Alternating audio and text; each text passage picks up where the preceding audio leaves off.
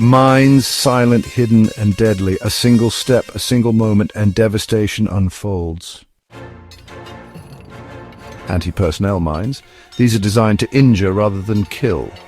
They typically activate when 5 to 10 kilograms of pressure is applied. The most common types are blast mines, which explode directly underfoot, bounding mines, which jump into the air before detonating, and fragmentation mines, which shoot shrapnel in all directions. Anti-tank mines. These require at least 100 to 300 kilograms of pressure to detonate. They are designed to disable or destroy vehicles. Some modern variants use magnetic sensors instead of pressure triggers, allowing them to detect approaching armor. Once triggered, a mine sets off a chain reaction inside, turning stored energy into a devastating explosion. First, the detonator ignites a small charge. This is usually lead azide or mercury fulminate, which reacts violently when struck.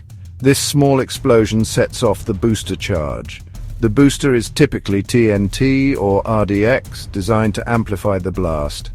Finally, the main charge detonates. The chemical reaction rapidly converts the solid explosive into superheated gas, expanding outward at supersonic speeds. Anti-personnel mines. The explosion is relatively small but powerful enough to tear flesh, break bones, and throw shrapnel in all directions. Anti-tank mines.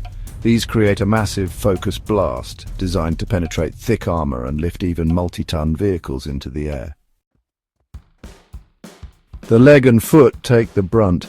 Most anti-personnel mines explode upwards, destroying the foot and lower leg instantly. The force shatters bones, severs arteries, and throws metal fragments into the body. Secondary injuries from shrapnel. Bounding mines spring up to waist or chest level before detonating, sending hundreds of steel balls in all directions.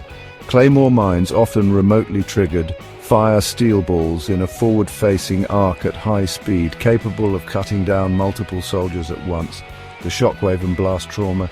Even without shrapnel, the blast itself rips through soft tissue, causing internal bleeding. Eardrums rupture, lungs collapse, and concussions are common.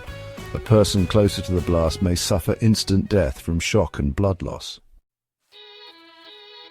The blast sends an extreme pressure wave straight into the hull. If the mine is large enough, it can lift a 60-ton tank off the ground. The explosion melts metal and sends fiery debris into the crew compartment. Light vehicles like Humvees or Jeeps, the blast flips them into the air. The floor rips apart, killing or severely injuring passengers. Heavy tanks, while armor protects against direct hits, the explosion can damage tracks and mobility, leaving the tank vulnerable. If the mine has a shaped charge, it punches through the underbelly, killing the crew inside. Historical examples of mine damage. During World War II in Normandy, the Germans planted over 4 million mines along the Atlantic Wall. Allied tanks suffered heavy losses, forcing them to clear paths with explosive charges and mine flails. In the Vietnam War, the Viet Cong used mines extensively, often repurposing unexploded US bombs. M16 bounding mines became infamous for their ability to kill multiple soldiers at once. In modern conflicts like those in Afghanistan and Iraq, IEDs or improvised explosive devices have become the new landmines. Often built from old artillery shells, these can be remotely detonated, making them even deadlier than traditional mines. Mine detection and removal. How are mines found? Metal detectors are effective but slow, as some modern mines are made of plastic. Mine detection dogs are trained to sniff out explosives. New technologies like drones and ground-penetrating radar are improving detection accuracy. How are mines removed? Explosive Ordnance Disposal, or EOD, teams manually defuse or destroy mines. Mine plows and rollers attached to tanks clear paths through minefields.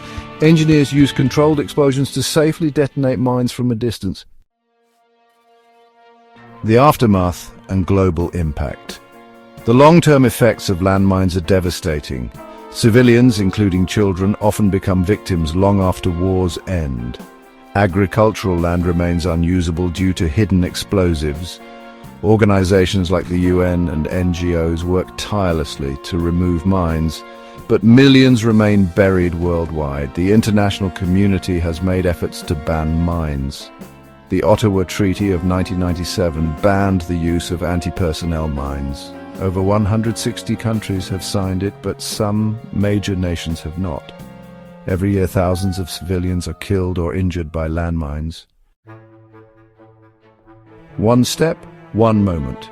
That's all it takes. Mines don't discriminate. Soldiers, civilians, vehicles, they destroy everything in their path. And once they're in the ground, they remain there, waiting. Stay aware, stay safe.